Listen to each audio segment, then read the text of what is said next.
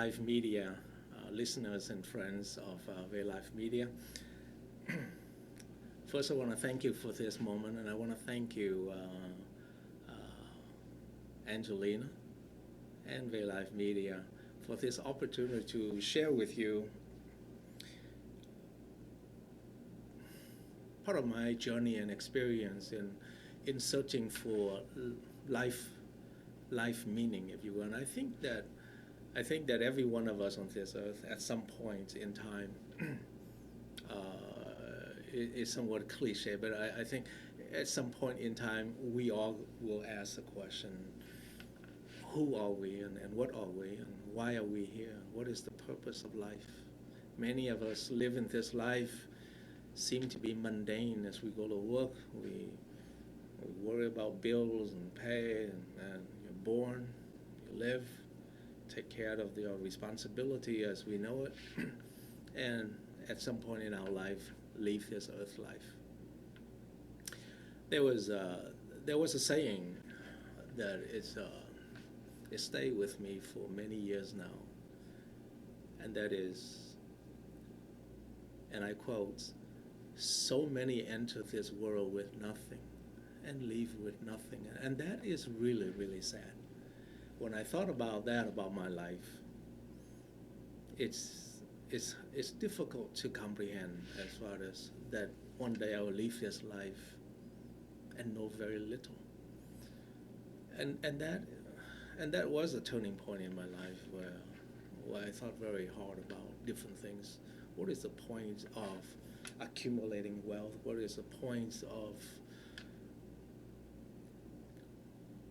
building a career, status, and everything else, but know not really who I am? What is the true purpose of this life? Where did I come from? So mainly today, this is what I will bring to you, share with you as far as my journey and what and I'm sure it's continue. The journey is going to be a long time, and whether or not I will truly find the meaning or the purpose may or may not come to fruition. So, but here goes.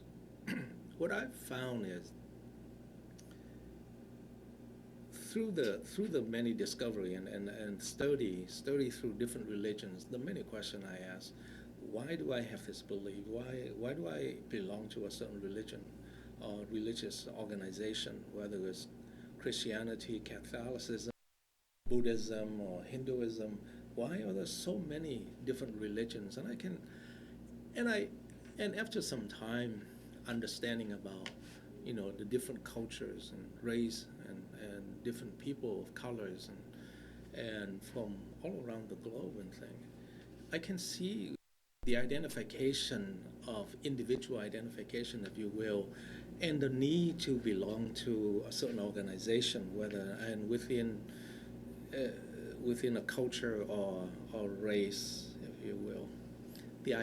This is who we identify ourselves with, as who we are, and as I continue to discover, that is not who we are. And through the practice of meditation and prayers, and I started to realize, and through the experience and the subtle experiences in energies or different things that we call or characterize as spiritual, if you will. So, in short, we all have a physical body, but that is not who we are. We identify ourselves with what we look like, whether it is color, whether it's the features of our skin color, or our shape of our eyes, or the features of our face, and so on like that. And that is not who we are. We identify ourselves with a certain group of people, nation, or religious organization, but that is not who we are. And so the search continue, where through practice that I discover more about who I am as an energy form. And through learning that even science have proven that the physical body is just composed of energy. Mainly, we are a carbon backbone, if you will, and the makeup of different elements within this universe, within this earth, and that make up our physical being. The different features, the DNA, that is continue to evolve through generation and generation of time. But that is not who we are. We have a mind, and is that who we are? We have a mind to identify whether our physical characteristics, our thoughts, process, our cultures, our values, our beliefs, do those define who we are? And I believe most of you would agree that that is not who we are. Then what are we? Who are we? Knowing who we are, maybe perhaps we can know what is the purpose. Through religion, whether Christianity, through Jesus, through some of the ascended masters, talk about the soul. But what is a soul? That is not easy to find. Spirits, the dictionary will define it as energy form. Spirit is energy. And energy, every energy has its own wavelength and vibrations. And therefore, it can be sent through space and time. It moves very quickly, as Albert Einstein would say that E is equal to mc squared. Energy is equal to mc squared. It's hard to fathom for most of us. Yet, it shows the vastness of what I don't know. And I believe that you would say that yes, you don't know, that we don't know much either. But it doesn't mean that we should stop. Life, as I see it now in this life, is that life distracts us in many ways from discovering, or even give us the time and the focus to discover who we are truly. We're talking about alignment, aligning ourselves. But I thought about how we are so unaligned within ourselves from a physical standpoint to the mental and emotions, that we are sporadic, if you will. We move in all directions. We tune into all kinds of things in this life. And so we can see we are so unfocused that we don't really have a priority in our life. What is it? A lot of time we ask, what is important in our lives? And when we look at our family, people will say, our family. But what about you? What about me? What is the purpose then? How is it important?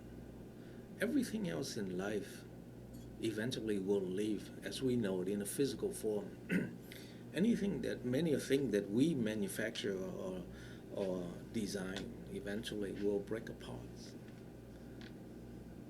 But yet, we focus so much of our energy and time onto things that will not last. But as somebody said, that focus on things that is everlasting.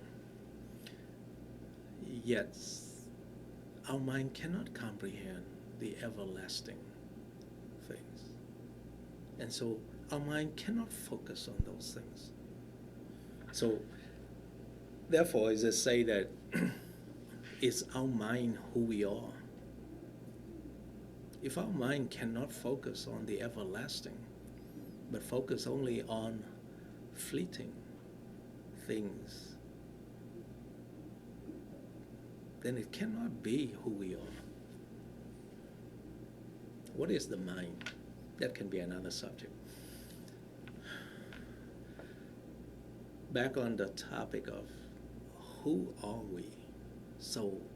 If we have a soul, how do we tap into this soul? How do we listen to our soul?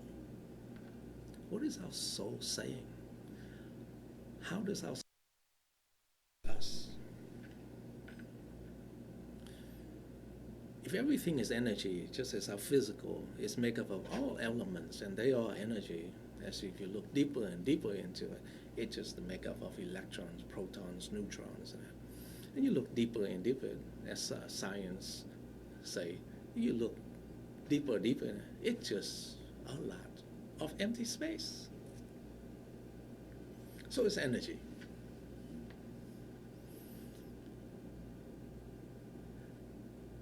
So if our soul is another form of energy, how do we communicate?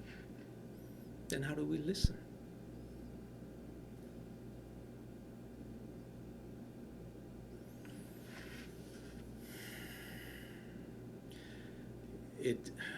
And this is probably why, like many people are now, more and more people are tuning into meditation, prayers. There are just so many different groups existing out there that people can join. And with any groups, the human path right now is, I think, going down to a certain direction that there's a lot of misinformation as well as truth. So you have part truth and misinformation and non-truth. And therefore it's confusing. It's confusing to the mind. Life is hard enough where we work every day and worry about many things, and then when you have a little bit of time with a little bit of energy left, we spend that short time in meditation, if you will, in prayer. And what do we get? Thoughts, feelings. And oftentimes these are busy thoughts. And the feelings are unsettling. Feelings of past hurts, anger.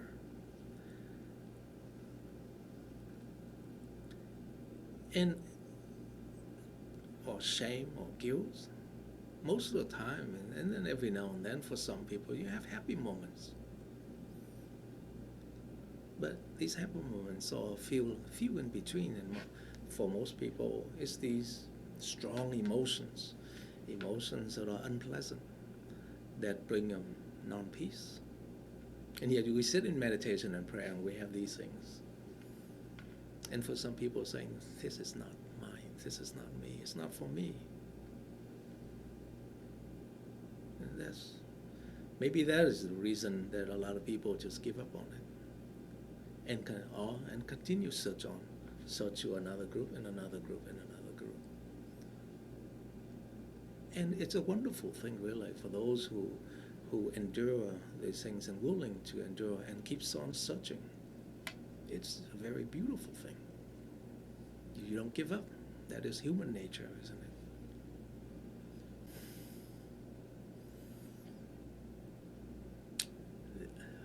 There's a saying that search and you shall find, and it is very true.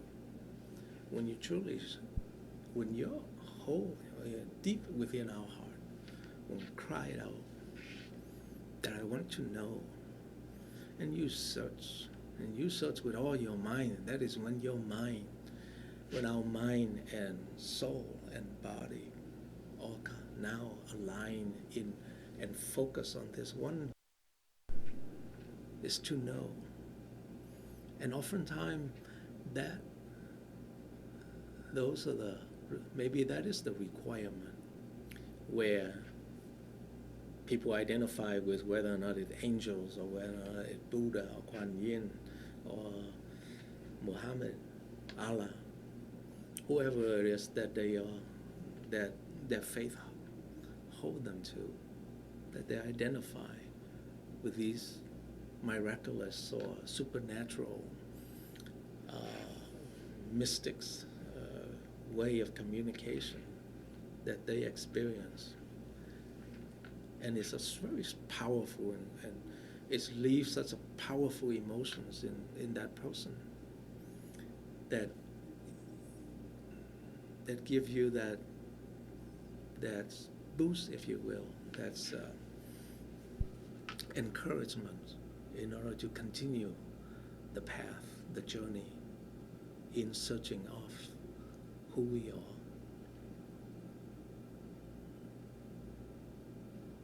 And to find out what is our purpose, what is my purpose in this life.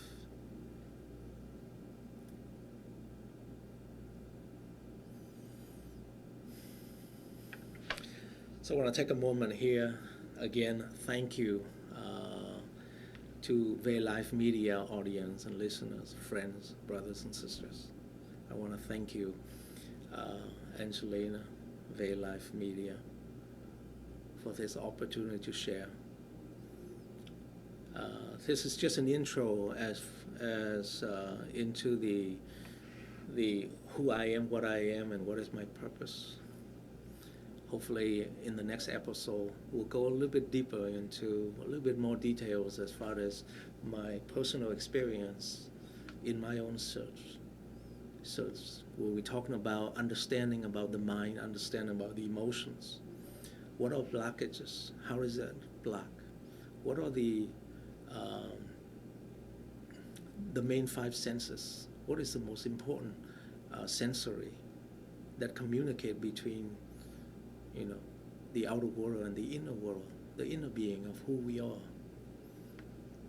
and how to tune in and listen to ourself, our soul, the totality of ourself, how we manifest into this life. Thank you.